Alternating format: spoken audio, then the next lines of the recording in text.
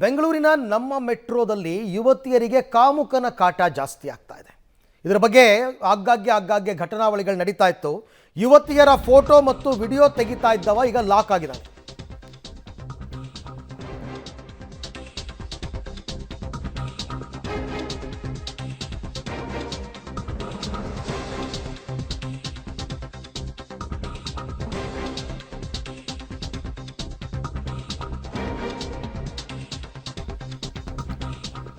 ಮೆಟ್ರೋದಲ್ಲಿ ಈಗ ಯುವತಿಯರಿಗೆ ಕಾಮುಕನ ಕಾಟ. ಯುವತಿಯರ ಫೋಟೋ ಮತ್ತು ವಿಡಿಯೋ ತೆಗಿತಾ ಇದ್ದವ ಲಾಕ್ ಆಗಿದ್ದಾನೆ. ಕಿಡಿಗೇಡಿಯನ್ನು ಪೊಲೀಸರಿಗೆ ಒಪ್ಪಿಸಿದ್ದಾರೆ ಮೆಟ್ರೋ ಸೆಕ್ಯೂರಿಟಿ ಗಾರ್ಡ್ಸ್. ನೋಡ್ತಾ ಇದ್ದೀರಾ ದೃಶ್ಯದಲ್ಲಿ. ಆತನ ಹೆಸರು ಮಹೇಶ ಅಂತ. ಕಿಡಿಗೇಡಿ ಮಹೇಶ್ ಈಗ ಜಯನಗರ ಪೊಲೀಸರ ವಶಕ್ಕೆ ಹೋಗಿದ್ದಾನೆ. 50 ಯುವತಿಯರ ವಿಡಿಯೋ ಫೋಟೋವನ್ನು ತೆಗೆದಿದ್ದಂತೆ ಈ ಕಿರಾತಕ. ಇವನ ಮೊಬೈಲನ್ನು ಚೆಕ್ ಮಾಡಿದಾಗ ಗೊತ್ತಾಗಿರೋದು. ಕಾಮುಕನಿಗೆ 5,000 ದಂಡ ಹಾಕಿದೆ ನಮ್ಮ ಮೆಟ್ರೋ. ನೋಡಿ, ಈ ಥರ ಮಿಸ್ಯೂಸ್ ಮಾಡ್ಕೊಳ್ತಕ್ಕಂಥ ಜನ ತುಂಬ ಇರ್ತಾರೆ. ಆರೋಪಿ ಮಹೇಶನ ರೀತಿಯಲ್ಲೇ ತುಂಬ ಜನ ಈ ಥರ ಮಾಡ್ತಾರೆ. ಈ ಬಗ್ಗೆ ಮತ್ತಷ್ಟು ಮಾಹಿತಿ ನನ್ನ ಕೊಲ್ಲಿಗ್ ಅರುಣ ಅವರಿಂದ ಪಡ್ಕೊಂಡೆ. ಅರುಣ, ಇದು ಯಾವಾಗ ನಡೆದ ಘಟನೆ? ಇವನ ಹಿನ್ನೆಲೆ ಏನು? ಈ ಮಹೇಶಂದು ಇದು ಈ ಮೊದಲಿಂದ ರೂಢಿಸ್ಕೊಂಡು ಬಂದಂತಹ ಕೆಲಸನ ಈಗ ಪೊಲೀಸರು ಏನು ಕ್ರಮ ತಗೊಂಡಿದ್ದಾರೆ?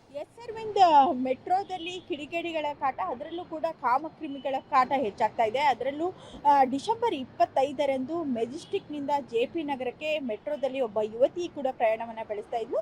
ಈ ವೇಳೆ ಒಬ್ಬ ಅಂದರೆ ಮಹೇಶ್ ಎನ್ನುವಂತಹ ಒಂದು ಕಿಡಿಗೇಡಿ ಅವಳ ಒಂದು ಫೋಟೋವನ್ನು ಕ್ಲಿಕ್ಕಿಸುವಂಥ ಒಂದು ಪ್ರಯತ್ನವನ್ನು ಮಾಡಿದರು. ಇದರಿಂದ ಆಕ್ರೋಶಗೊಂಡಂತಹ ಯುವತಿ ಆ ಒಂದನ್ನು ನೋಡಿಬಿಟ್ಟು, ಅಂದರೆ ಆ ವಿಡಿಯೋನ ಕ್ಲಿಕ್ಕಿಸ್ತಾ ಇರೋದನ್ನು ನೋಡಿಬಿಟ್ಟು ಅವನಿಗೆ ಬಂದುಬಿಟ್ಟು 4 ಬಾರಿಸ್ತಾಳೆ. ನಂತರದಲ್ಲಿ ಮೆಟ್ರೋ ಸಿಬ್ಬಂದಿಗಳಿಗೂ ಕೂಡ ಇನ್ಫಾರ್ಮ್ ಮಾಡ್ತಾಳೆ. ನಂತರ ಬಂದಂತಹ ಮೆಟ್ರೋ ಸಿಬ್ಬಂದಿಗಳು ಕೂಡ ಅವನನ್ನು ವಶಕ್ಕೆ ಪಡಿತಾರೆ. ವಶಕ್ಕೆ ಪಡೆದ ನಂತರ ಜಯನಗರದಲ್ಲಿರ್ತಕ್ಕಂಥ ಪೊಲೀಸರಿಗೂ ಕೂಡ ಒಪ್ಪಿಸ್ತಾರೆ. ಈ ವೇಳೆ ಪೊಲೀಸರು ನೋಡಿದಾಗ, ಅವನ ಮೊಬೈಲನ್ನು ಚೆಕ್ ಮಾಡಿದಾಗ ಸುಮಾರು 50ಕ್ಕೂ ಹೆಚ್ಚು ಒಂದು ಯುವತಿಯರ ಫೋಟೋಗಳಿರ್ಬೋದು, ವಿಡಿಯೋಗಳು ಅವನ ಒಂದು ಮೊಬೈಲ್ನಲ್ಲಿ ಸೆರೆ ಸಿಗ್ತವೆ. ಪ್ರಮುಖವಾಗಿ ಯುವತಿಯರ ನಾನಾ ಅಂಗಾಂಗಗಳಿರಬಹುದು, ಜೊತೆಗೆ ಅವರ ಒಂದು ಚಲನವಲನಗಳ ಎಲ್ಲವನ್ನ ಕೂಡ ರೆಕಾರ್ಡ್ ಮಾಡುವಂಥ ಒಂದು ಕೆಲಸವನ್ನು ಕೂಡ ಮಾಡ್ತಾನೆ. ಇವನ ಹಿನ್ನೆಲೆಯ ಬಗ್ಗೆ ಈಗಾಗಲೇ ಜಯನಗರ ಪೊಲೀಸ್ ಠಾಣೆಯಲ್ಲಿಯೂ ಕೂಡ NCR ಕೂಡ ದಾಖಲಾಗಿದೆ.